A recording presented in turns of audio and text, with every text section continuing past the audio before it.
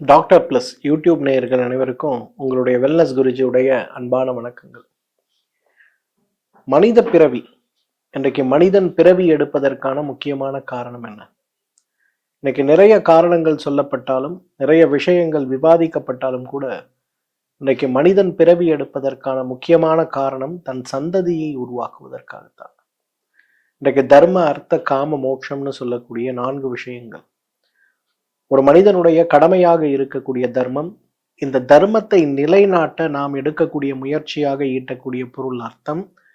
என்ன செய்ய வேண்டும்ங்கிற முயற்சி, நமக்கு இருக்கக்கூடிய இச்சை, நம்முடைய குறிக்கோள்களாக இருக்கக்கூடிய தர்ம, அர்த்த, காமம்னு சொல்லக்கூடிய இச்சை, மோட்சம், பிறவி பயன். இந்த பிறவி, அடுத்த பிறவி, பல 100 பிறவிகளுடைய பயன்களை அடைந்து நம் சந்ததியை உருவாக்கி நாம் உருவாக்கிய தர்ம, அர்த்த, காம, மோட்சத்துடைய பலன்களை அடுத்த தலைமுறைக்கு கொடுத்து செல்வதுதான் நம்முடைய நியதி, நம்முடைய கடமை அப்படிங்கிறது தான் தர்மசாஸ்திரங்கள் சொல்லக்கூடிய விஷயமாக இருக்கிறத பார்க்கிறோம்.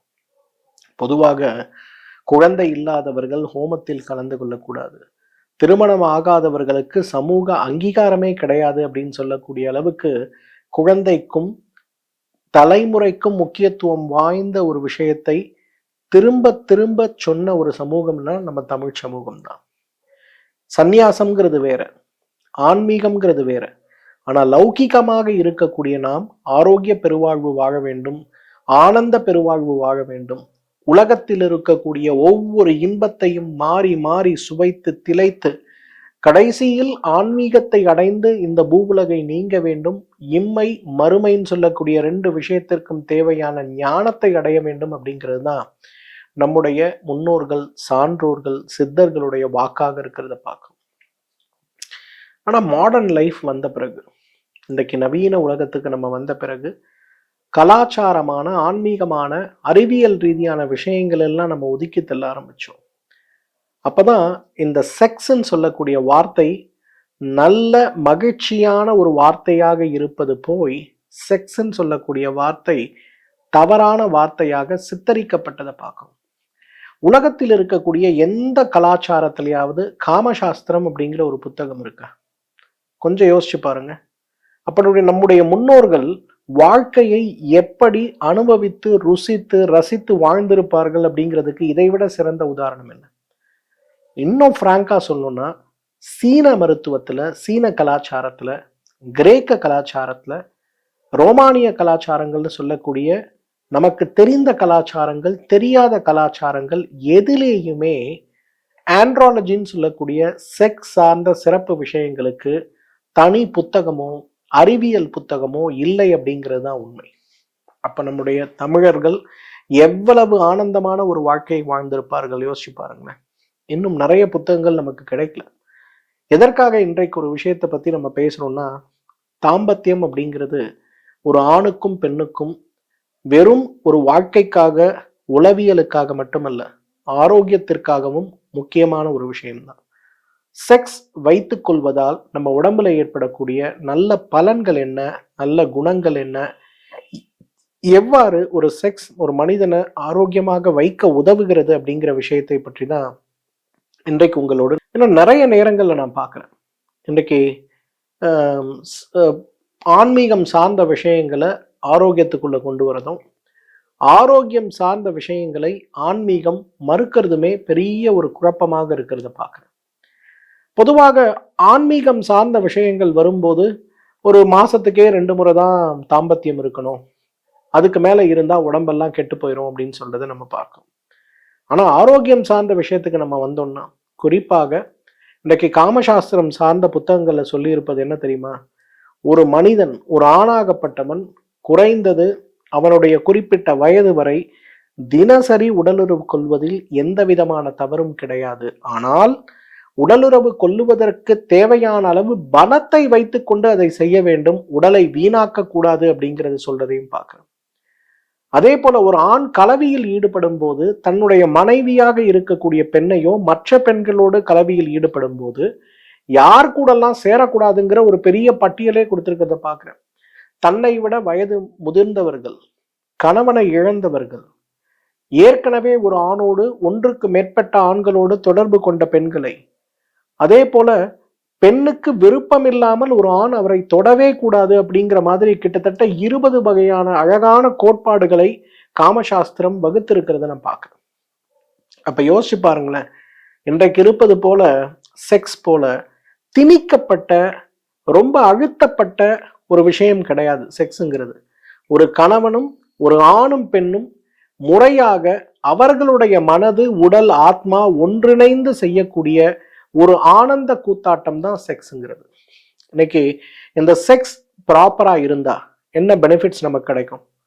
நிறைய பெனிஃபிட்ஸ் இருக்கு. ஆனா நான் ஒரு 10 விஷயத்தை மட்டும் ஹைலைட் பண்றேன். இந்த 10 விஷயம் ஆணுக்கு மட்டுமல்ல, பெண்ணுக்கும் கூட தான்.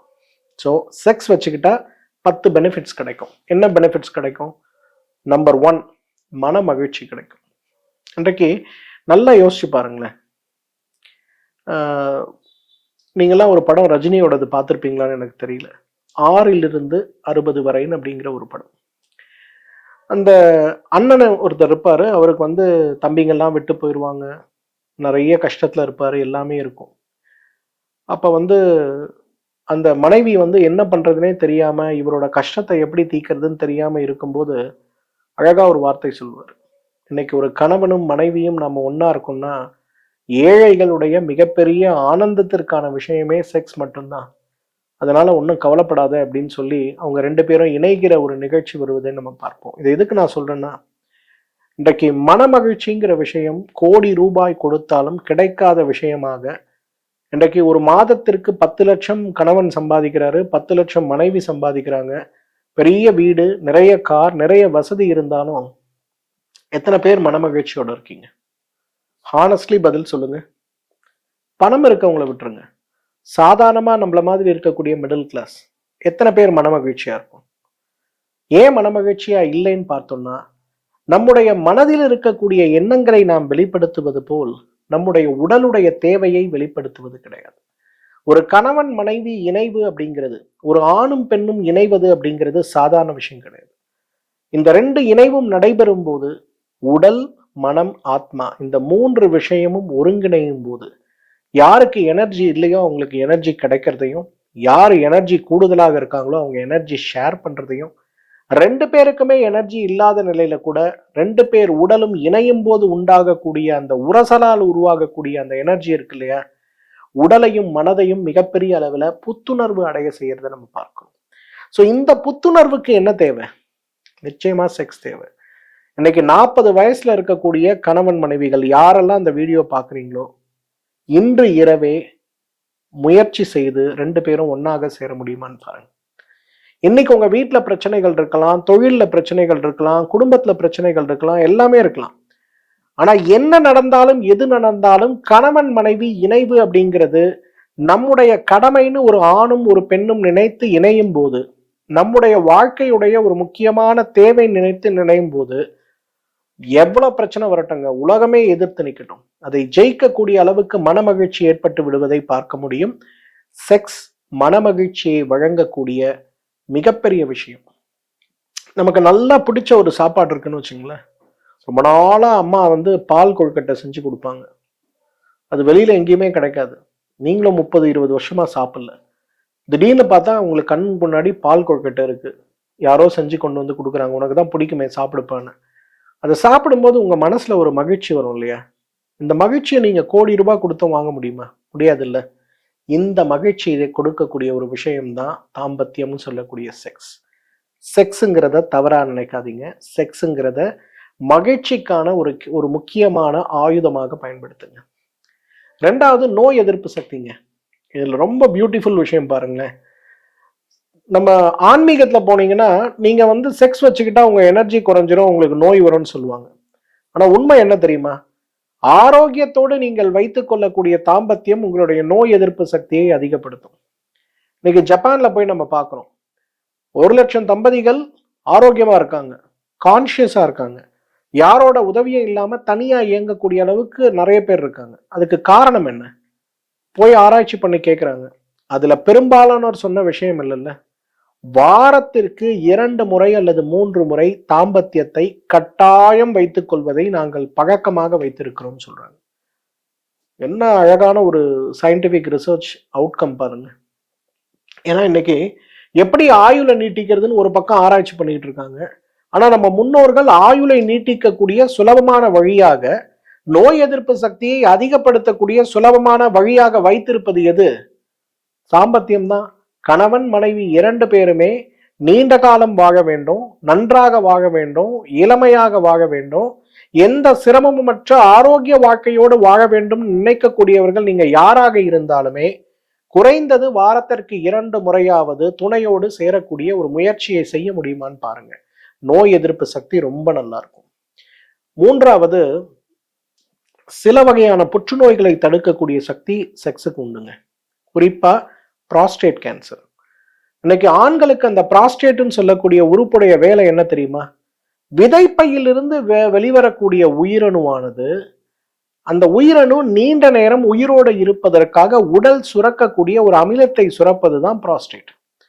இந்த வெள்ளை நிறமா இருக்கக்கூடிய விந்துல நீங்க பார்க்கக்கூடியது அந்த ப்ராஸ்டேட்ல இருந்து சுரக்கக்கூடிய புரதம் சார்ந்த அமிலங்கள் தான். இப்ப நீங்க அடிக்கடி ஒரு தாம்பத்தியத்துல ஈடுபடும் போது இந்த ப்ராஸ்டேட் வீங்காது, கல்லு போல மாறாது, ப்ராஸ்டேட் மிருதுவாகத்தான் இருக்கும். ஆனா இந்த நிகழ்வை மாற்றி நீங்க செக்ஸ் வைக்காம இருக்கீங்க அப்படின்னா உங்களுக்கு என்ன ஆகும்னா, அந்த ப்ராஸ்டேட் கொஞ்சம் கொஞ்சமாக இறுக ஆரம்பித்து ப்ராஸ்டேட் வீக்கமாக மாறி கடைசியில் ப்ராஸ்டேட் கேன்சராக மாறிவிடுவதை பார்க்கிறோம். இப்ப 50 வயசு இருக்கக்கூடிய யாராவது ஒருத்தர் எனக்கு ப்ராஸ்டேட் கேன்சர் வரக்கூடாது, எனக்கு துணை இல்லை, நான் என்ன பண்ணணும்னு கேட்கும்போது பொதுவாகவே மெடிக்கல் ஃபீல்ட்ல வழங்கக்கூடிய அட்வைஸ் என்ன தெரியுமா? குறைந்தது வாரத்துக்கு 2 முறை மாஸ்டர்பேட் பண்ணுங்கன்னு சொல்லுவாங்க. ஏன்னா உள்ள இருக்கக்கூடிய அந்த திரவத்தை நீங்க வெளியில அனுப்பிட்டீங்கனாலே உங்களுக்கு ப்ராஸ்டேட் கேன்சர் வராது. ஸோ இன்றைக்கு ப்ராஸ்டேட் கேன்சர் ஆண்களுக்கு வரக்கூடாது அப்படின்னா செக்ஸ் அதுக்கு ரொம்ப முக்கியமான ஒரு விஷயம். இன்றைக்கு செக்ஸ் இல்லை அப்படின்னா நிச்சயமாக ப்ராஸ்டேட் வீக்கமும் கேன்சரும் ஆண்களுக்கு வருவதற்கு வாய்ப்பு இருக்கு. 4வது, பெண்களுக்குள்ள ஹார்மோன் மாற்றங்களை மிகப்பெரிய அளவில் எப்படி மாற்ற முடியும்? இன்றைக்கு ஒரு மெனோபாஸ் வருது, இல்ல ஒரு ப்ரீ மெனோபாஸ்ல இருக்கீங்க, இல்ல போஸ்ட் மெனோபாஸ்ல இருக்கீங்க, பெரும்பாலும் செக்ஸ் இல்லைன்னா என்ன ஆகும்? அது உடலை மிக கடுமையாக பாதிக்கிறத பார்க்க முடியும். ஒரு ஒரு சர்வே ஒன்று பண்ணாங்க. வாரத்திற்கு ஒரு முறையாவது இணைவு இருக்கக்கூடிய தம்பதிகள், நீண்ட காலமாக இணைவு இல்லாமல் இருக்கக்கூடிய தம்பதிகள், இதுல பெண்களுடைய ஆரோக்கியத்துல என்ன நோய்கள் ஏற்படுகிறது, என்ன நோய்கள் ஏற்படாமல் இருக்கிறதுன்னு ஸ்டாட்டிஸ்டிக்ஸ் பண்ணி பார்க்கும்போது வாரத்திற்கு ஒரு முறையாவது இணைவு இருக்கக்கூடிய தம்பதிகள் பெரும்பாலான பெண்களுக்கு ஹார்மோன்களால் ஏற்படுகின்ற மாற்றமோ அல்லது மார்பகத்தில் ஏற்படுகின்ற கட்டிகளோ இல்லாமல் இருக்கு அப்படிங்கிறாங்க. எவ்வளவு பெரிய ஒரு உண்மை பாருங்க. நம் முன்னோர்கள் அதனாலதான் 5 குழந்தைகள்ல 10 குழந்தை பெற்றுக்கொண்ட ஒரு தாய்க்கு பாட்டிக்கு புற்றுநோய் கிடையாது. ஒத்த குழந்தை பெற்றவங்களுக்கு இன்னைக்கு புற்றுநோய் வருவதை பார்க்கிறோம். ஏன்னா அந்த காலத்துல தாம்பத்தியம் அப்படிங்கிறத யாருமே சுமையாக நினைக்கவில்லை. தாம்பத்தியத்தை சுகமாக நினைத்ததால் தான் தாத்தாவும் கொள்ளு தாத்தாவும் பாட்டியும் 80-90 வயது வரை நோயற்ற வாழ்க்கையில இருந்தாங்க. ரொம்ப கவனத்தோட பார்க்கணும். 5வது, இன்றைக்கு மனநிலை. நிறைய பெண்களை பார்க்கிறேன், நிறைய ஆண்களையும் நான் பார்க்கிறேன். கணவன் மனைவி இணைவுன்னு இருக்கும்போது அவங்க 2 பேருக்கும் இருக்கக்கூடிய ஒற்றுமை அப்படிங்கிறதும் உலகத்தை வெல்லக்கூடிய அளவுக்கு அவர்களுக்கு ஏற்படுகின்ற நல்ல பயன் பலம் அப்படிங்கிறதும் மிகப்பெரிய அளவில் இருக்கிறத பார்க்கலாம். எந்த இடத்தில் ஒத்துழைக்காத மனைவி இருக்காங்களோ, எந்த இடத்தில் ஒத்துழைக்காத கணவன் இருக்காங்களோ அங்க வாழ்க்கையே நரகமாகி போய் விடுவதை பார்க்கிறோம். மனநிலை, மன மகிழ்ச்சியான வாழ்க்கைக்கு மட்டும் இல்ல, ஒரு பாசிட்டிவ் மைண்ட் செட் இன்னைக்கு ஒரு கணவன் மனைவி குடும்பத்துல இருக்குன்னா எந்த குடும்பங்கள் இன்றைக்கு மகிழ்ச்சியா இருக்கும் நல்லா ஞாபகம் வச்சுங்க, அந்த குடும்பத்தில் கணவனும் மனைவியும் கலவியில் இணைந்து திளைத்து கொண்டிருக்கிறார்கள் அர்த்தம். இன்னைக்கு 50 வயசு 60 வயசு ஆனா கூட நீங்க நிறைய குடும்பங்கள்ல பாத்தீங்கன்னா கணவன் மனைவி அந்த குடும்பமே மகிழ்ச்சியா இருக்கும். ஏன்னா அவங்களோட வாழ்க்கையில செக்ஸை இன்டெகிரல் பார்ட் ஆஃப் லைஃபா வச்சிருக்காங்க, அபியூஸ் பண்றது கிடையாது, அட் த சேம் டைம் மகிழ்ச்சியா இருக்காங்கன்னு அர்த்தம். 6வது, இன்றைக்கு உங்களுடைய புலனுறுப்புகள் நன்றா வேலை செய்யணும் அப்படின்னா அதுக்கு செக்ஸ் ரொம்ப இம்பார்ட்டன்ட். இதுவும் ஒரு சர்வேங்க. கேட்ராக்ட் ஏன் ஏர்லியா வருது? நல்ல சர்வே பாருங்க. அமெரிக்கன்ஸ்லாம் எதெல்லாம் சர்வே பண்றான்னு பாருங்களேன். நம்ம ஊர்ல எல்லாம் அந்த வசதியும் கிடையாது, ஞானமும் கிடையாது. ஸ்டாட்டிஸ்டிக்கல் ரிப்போர்ட் கொடுக்குறாங்க. NIHல இருந்து, நேஷனல் இன்ஸ்டிடியூட் ஆஃப் ஹெல்த் வந்து ஒரு பேப்பர் பப்ளிஷ் பண்றான். யாரு கணவன் மனைவி வாரத்துல 2 முறை செக்ஸ் வச்சுக்கிறாங்களோ அவங்களுக்கு கேட்ராக்ட் வருது 65 வயசுக்கு மேலதான் வருதுங்க. யாரெல்லாம் சிங்கிளா இருக்காங்களோ அவங்களுக்கு 52 வயசுல வருது. யாரெல்லாம் கடைசி 10 வருடங்கள்ல செக்ஸ் இல்லாமல் இருக்கக்கூடிய பெண்களுக்கு 50 வயதுக்கு கீழவே கேட்ராக்ட் வந்துருது அப்படிங்கிறாங்க. இப்ப யோசிச்சு பாருங்க. இன்னைக்கு நம்ம நல்லா இருக்கணும்னா இணைவுங்கிறது அந்த இடத்துல ரொம்ப முக்கியமா இருக்கு இல்லையா? 7வது, எலும்புகளுடைய பலத்திற்கு செக்ஸ் ரொம்ப ரொம்ப முக்கியம்.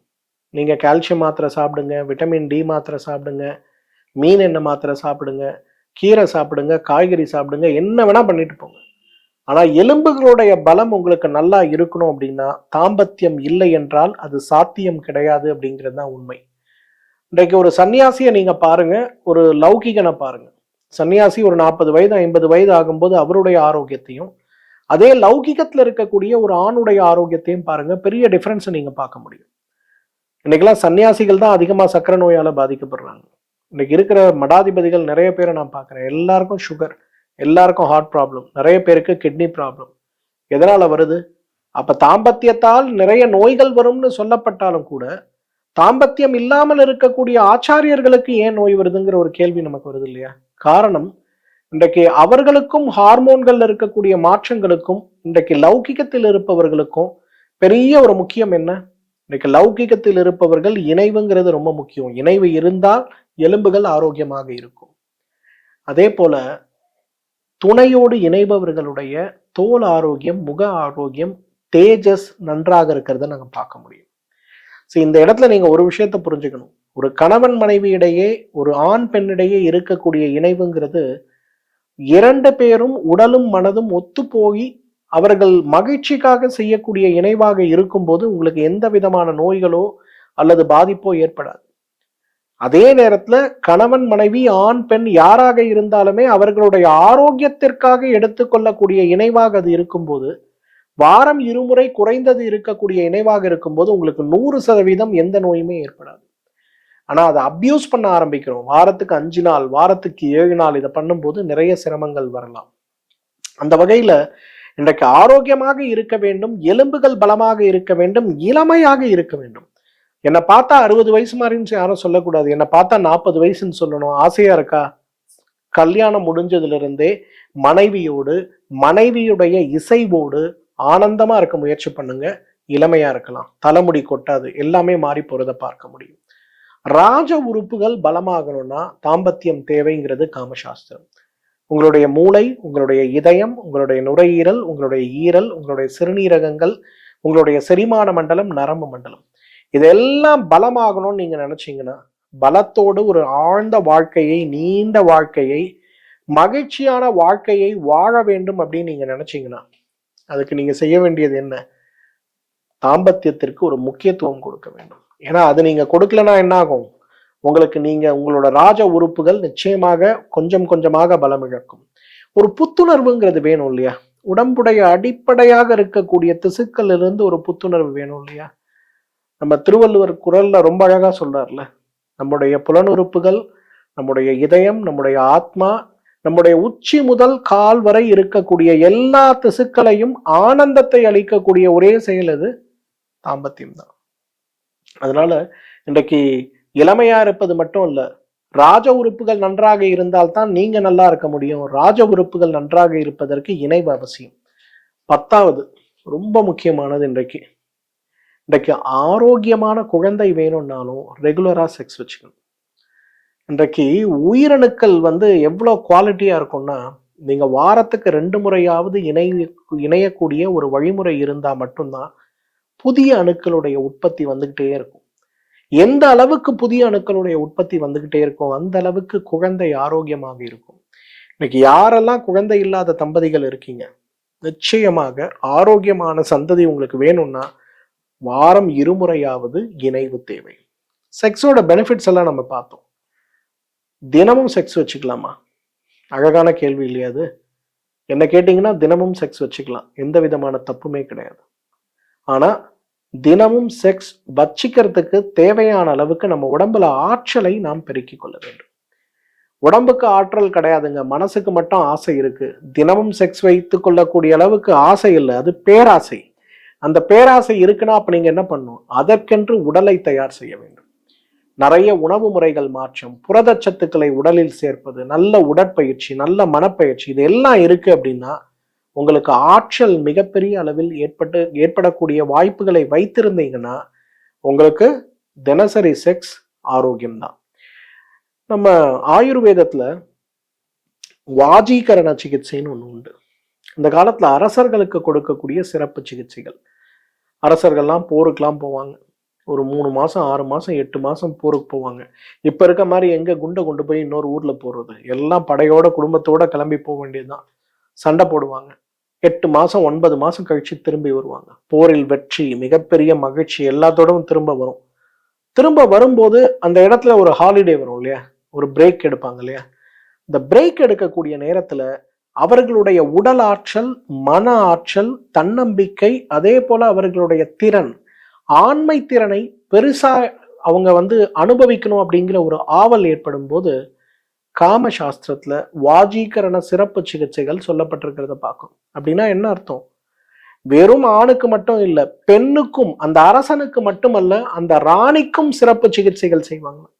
அந்த மாதிரி செய்யும் போது 3 இரவுகள் 7 இரவுகள் அல்ல, 21 இரவுகள் கணவனும் மனைவியும் தொடர்ந்து கலவியில் ஈடுபடுவதற்கு தேவையான விஷயங்களை சொல்லிக் கொடுப்பதுதான் காமசாஸ்திரம். இந்த காமசாஸ்திரத்துல ரொம்ப அழகா என்ன உணவு சாப்பிடணும், எந்த தண்ணீர்ல குளிக்கணும், அந்த ரூம்ல என்ன பர்ஃப்யூம் இருக்கணும், என்னென்ன பொசிஷன்ல அவங்க கலவியில் ஈடுபடலாம், எது செய்யக்கூடாது, சுகாதாரத்தை எப்படி மேனேஜ் பண்ணணும், யூரின் மோஷன் எப்படி கிளியர் பண்ணிட்டு செக்ஸுக்கு போகணும், பசியோட ஏன் செக்ஸ் வச்சுக்க கூடாது, ஏன் சாப்பிட்ட உடனே செக்ஸ் வச்சுக்க கூடாது, ஒவ்வொரு முறை செக்ஸ் செய்த பிறகும் எப்படி உறுப்பை சுத்தப்படுத்தி தூங்கணும், இந்த மாதிரி விஷயங்களை நிறைய அழகா காமசாஸ்திரத்துல சொல்லப்பட்டிருக்கு. அதுல 4 விஷயங்கள் மட்டும் நான் சொல்ல ஆசைப்படுறேன். முதலாவது, இயற்கை உபாதைகளை அடக்கி கொண்டு செக்ஸ் வச்சுக்க கூடாது. நம்ம சாப்பிட்டு கணவன் மனைவி இணைய முயற்சி செய்யும் போது ஒரு சிறுநீர் வருது, ஒரு மலம் வருது அப்படின்னா அதை அடக்கி கொண்டு செக்ஸ் வைக்கக்கூடாது. அதை மீறி நம்ம செக்ஸ் வச்சோம்னா அந்த நரம்புகள் கடுமையாக பாதிக்கப்பட்டு பெண்ணுக்கு புறப்பிறப்பில் ஏற்படுகின்ற கடுமையான வலியும், ஆணுக்கு அதே போல அவர்களுடைய ஆண்குறி சார்ந்த நோய்களும் ஏற்படுவதற்கு வாய்ப்பு இருக்கு. 2வது என்ன பண்ணக்கூடாது, ரொம்ப முக்கியமா பண்ணக்கூடாதது, ஃபோர் பிளே இல்லாம செக்ஸ் வைக்கக்கூடாது. இது ரொம்ப இம்பார்ட்டன்ட்ங்க. இன்னைக்கு நிறைய பேரை நான் பார்க்குறேன், அந்த ஒரு இயந்திரத்தனமான செக்ஸ் அப்படிங்கிறது இன்றைக்கு நிறைய பெண்களும் ஆண்களும் கம்ப்ளைண்ட் பண்றதே பார்க்குறேன். ஆண்கள் முரட்டுத்தனமாக இருந்தார்கள்ன்ற காலம் போய் இன்றைக்கு பெண்கள் முரட்டுத்தனமாக இருக்கிறார்கள் அப்படின்னு கம்ப்ளைண்ட்ஸ் வரதெல்லாம் நான் பார்க்குறேன். ஒரு பையன் சொல்றான், சார் என்னால பொறுத்துக்க முடியல சார் அப்படிங்கிறான். என்னப்பா பிரச்சனை அப்படின்னா, ஒரு இரவுல 1 முறை 2 முறை போய் 5 முறை 6 முறை கேட்கக்கூடிய பெண்கள் இன்றைக்கு இருக்காங்க. அப்ப அந்த ஆண் என்ன பண்ண முடியும்? ஒண்ணுமே பண்ண முடியாது. ஸோ அந்த இடத்துல ஃபோர் பிளே இல்லாம நீங்க செக்ஸ் வைக்கும்போது உறுப்புகளுடைய பாதிப்பு மிக அதிகமாக வருவதை பார்க்க முடியும். நம்பர் 3, பசியோடு செக்ஸ் வைக்கக்கூடாது. நீங்க பசியோட செக்ஸ் வச்சீங்கன்னா உங்களோட ஆரோக்கியம் மிகப்பெரிய அளவில் கெட்டு போய் விடுவதை பார்க்க முடியும். நுரையீரல் நோயும் இதய நோயும் ஏற்படுவதை பார்க்க முடியும். 4வதுங்க, ரொம்ப இம்பார்ட்டன்ட்டுங்க, இன்னைக்கு இசைவு இல்லாமல் செக்ஸ் வைக்கக்கூடாது. இன்னைக்கு எல்லாருமே, ஒரு கணவனும் ஒரு மனைவியும் ஒரு ஆணும் பெண்ணும் யாராக இருந்தாலுமே இருவருடைய மனதும் ஒத்துப்போய் மனமகிழ்ச்சியோடு இன்றைக்கு சேருவதற்கான முயற்சி தான் ஒரு முழுமையான தாம்பத்தியமாக இருக்கும். அந்த தாம்பத்தியம் முழுமையான தாம்பத்தியமாக இல்லை அப்படின்னா அந்த இடத்துல வலியும் வேதனையும் எதிர்மறை எண்ணமும் தான் அந்த இடத்துல இருக்கும். காமசாஸ்திரம் என்ன தெரியுமா சொல்லுது? கணவனுடைய எனர்ஜி, மனைவியுடைய எனர்ஜி, இது பிளஸ், இது மைனஸ், இது ரெண்டும் ஒன்னாக சேரும் போது உருவாகக்கூடிய எனர்ஜி இருக்கு இல்லையா, இந்த எனர்ஜி 2 பேருடைய உடல்லையும் கிரியேட் பண்ணக்கூடிய அந்த ஆரா, அந்த ஆரா காலையில் உதிக்கின்ற சூரியன் போல மிகப்பெரிய ஒரு ஆராவாக இருக்கிறது. இந்த ஆரா ஆணுக்கும் சரி பெண்ணுக்கும் சரி ஆயுளை வளர்க்கிறது அப்படின்னு சொல்றாங்க காமசாஸ்திரத்துல. இப்ப யோசிச்சு பாருங்களேன், எனக்கு எத்தனை பேர் கணவனுடைய இசைவுடைய மனைவியும் மனைவியோட இசையோட கணவனும் சேரும்? கிடையாது. மோஸ்ட்லி இது ஒரு கம்பல்டு செக்ஸா தானே வச்சிருக்கோம். அதனாலதான் செக்ஸ் செஞ்சு முடிச்ச பிறகு 199 தம்பதிகளுக்கு மனதில் மகிழ்ச்சி கிடையாது. நீங்க மகிழ்ச்சியோடு எப்பயாவது ஒரு டைம் சேர்ந்து பாருங்களேன், அதுக்கப்புறம் இந்த செக்ஸுங்கிற வார்த்தைக்கும் தாம்பத்தியத்துக்கும் இருக்கக்கூடிய அந்த ஒரு மாற்றம் என்னங்கிறத நீங்க புரிஞ்சு கொள்ள முடியும். ஆங்கிலத்துல செக்ஸ்ன்னு சொல்றது 2 உடல்களுடைய இணைவு. தமிழ்ல தாம்பத்தியம்னு சொல்றது 2 உடல் மனது ஆத்மாவுடைய இணைவு. இந்த இணைவு தான் இன்றைக்கு இல்லைங்கிறதுனால செக்ஸ் வலியாக, வேதனையாக, விகாரமாக, விசாரமாக பார்க்கப்படுகிறது. தாம்பத்தியம்ங்கிற வார்த்தைக்கான உண்மையான அர்த்தம் அப்படிங்கிறது இந்த உடல், மனது, ஆத்மா இது ரெண்டும் சேரும்போது கிரியேட் பண்ணக்கூடிய ஆறா இருக்கு பாருங்க, அது வந்து ஃபினாமினலா இருக்குமா. அவ்வளவு ஆற்றலை ஆணுக்கும் பெண்ணுக்கும் கொடுக்குமா. அந்த ஆற்றலை நீங்க அடையணும்னா தினமும் செக்ஸ் வைத்துக் கொள்வது தவறு கிடையாது. சார், இதுக்கு என்ன பண்ணணும்? 5 விஷயங்கள் பண்ணுங்க. உங்களுடைய இரவை, ஒவ்வொரு இரவையும் மறக்க முடியாத இரவாக மாற்ற 5 விஷயங்கள் பண்ணுங்க. நம்பர் 1, குறைஞ்சது செக்ஸுக்கு 1 மணி நேரத்திற்கு முன்பு உங்களுடைய உணவை முடிச்சிருங்க. சாப்பிட்ட உடனே செக்ஸ் வைக்கக்கூடாது. அதே போல இந்த இரவு நீங்க 2 பேரும் சேரணும்னு முடிவு பண்ணீங்கன்னா, நீங்க சாப்பிட்ற சாப்பாடு அரை வயிறு சாப்பாடா சாப்பிடுங்க. நல்லா ஒரு பிரியாணி சாப்பிட்டுட்டு அதுக்கப்புறம் நீங்க தாம்பத்தியத்துக்கு முயற்சி பண்ணீங்கன்னா ஆணுக்கு சுத்தமா பெர்ஃபார்மன்ஸ் வராது, பெண்ணுக்கு இன்ட்ரெஸ்டே வராது. அதுக்கப்புறம் எப்படி சேர முடியும்? தாம்பத்தியமே அங்க கேள்விக்குறியாயிரும். அதனால தயவு செய்து சாப்பிட்றதுக்கு உள்ள நேரத்தை ஒதுக்கி ஒரு 7 மணிக்கு உங்களை டின்னர் முடிங்க. நீங்க ஒரு இரவு 10 மணிக்கு சேருங்க. பெர்ஃபார்மன்ஸ் பீக்ல இருக்கிறத நீங்க பார்க்கலாம். நம்பர் 2, இன்னைக்கு என்றைக்கெல்லாம் நீங்க வந்து சேரணும்னு நினைக்கிறீங்களோ முடிந்த அளவுக்கு அன்றைக்கு உங்களுடைய மொபைல், லேப்டாப் எல்லாத்தையும் தூக்கி ரூமை விட்டு வெளியில போடுங்க.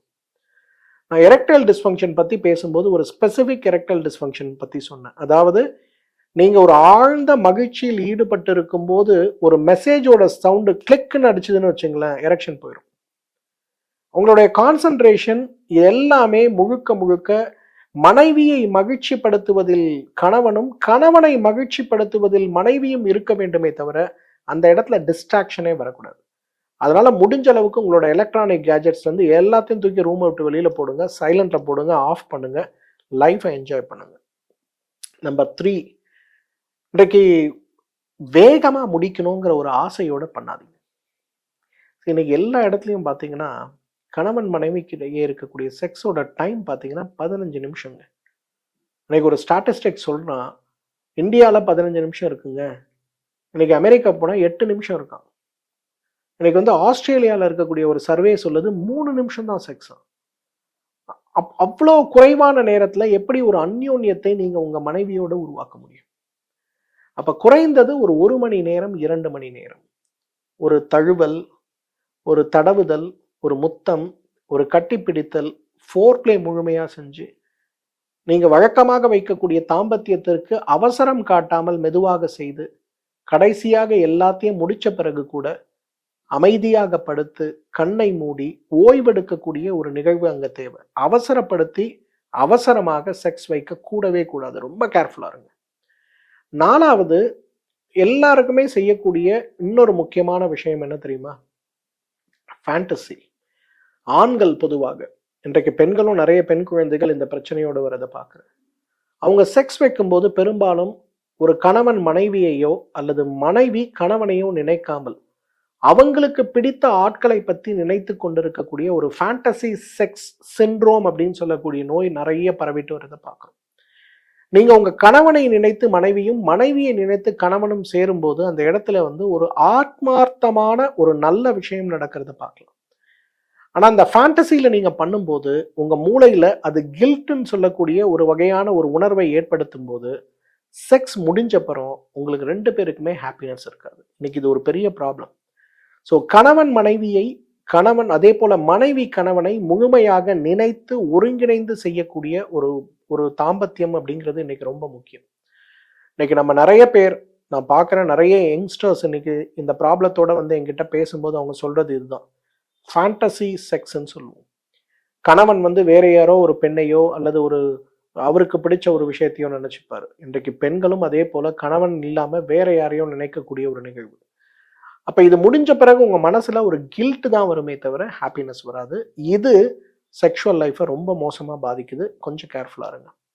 5வது ரொம்ப முக்கியமானது, பெண்கள் ஸ்ரீகேர் மாத்திரை சாப்பிடுங்க, ஆண்கள் வாஜிகேர் மாத்திரை சாப்பிடுங்க. இது எல்லார் வீட்லயும் இருக்க வேண்டிய மருந்துங்க.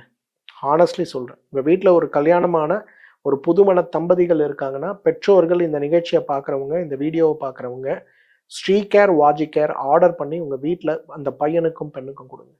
நீங்க 35 வயசுல 2 குழந்தை பிறந்த பிறகு இருக்கீங்கன்னா ஒரு பெண் ஸ்ரீகேர் சாப்பிடுங்க. காலை 2 இரவு 2 சாப்பிடுங்க. உங்களுடைய செக்ஷுவல் வெல்னஸ்க்காக ஷீ கேர் மிகச்சிறந்த மாத்திரை. அதே போல ஆண்கள் வாஜிகேர் ஸ்ட்ராங் சாப்பிடுங்க. உங்களுடைய செக்ஷுவல் பெர்ஃபார்மன்ஸை இன்னும் பீக் பண்றதுக்கு வாஜிகேர் ஸ்ட்ராங் உதவி செய்யும். ஏன் இதை நான் ஸ்பெசிஃபிக்காவே சொல்றேன்னா, உணவு, உடற்பயிற்சி, அது இதுன்னு 1000 விஷயங்கள் நான் சொன்னாலும் எல்லாரும் சொல்றது இதெல்லாம் செய்யறதுக்கு எனக்கு டைம் கிடையாது. என்னால வாக்கிங் போக முடியாது, என்னால மண்ணீரல் சாப்பிட முடியாது, என்னால டிராகன் ஃப்ரூட் சாப்பிட முடியாது, என்னால பிரேசில் நட் சாப்பிட முடியாது. அப்ப எப்படி செக்ஷுவல் பர்ஃபார்மன்ஸ் பெட்டர் ஆக்க முடியும்? அப்ப செக்ஷுவல் பர்ஃபார்மன்ஸை பெட்டர் ஆக்கணும்னா நீங்க செய்ய வேண்டிய முழுமையான முயற்சி, முதல் முயற்சி, பெண்களுக்கு ஷீ கேர் சாப்பிடுங்க, ஆண்களுக்கு வாஜிகேர் ஸ்ட்ராங் சாப்பிடுங்க. இன்னைக்கு நம்ம வீட்டில் திரிஃபலா சாப்பிட்றோம், நெல்லிக்காய் தேன்ல ஊற வச்சு சாப்பிட்றோம், பாதாம் பருப்பு சாப்பிட்றோம், முந்திரி பருப்பு சாப்பிட்றோம், நிறைய பொருட்களை சாப்பிட்றோம்ல.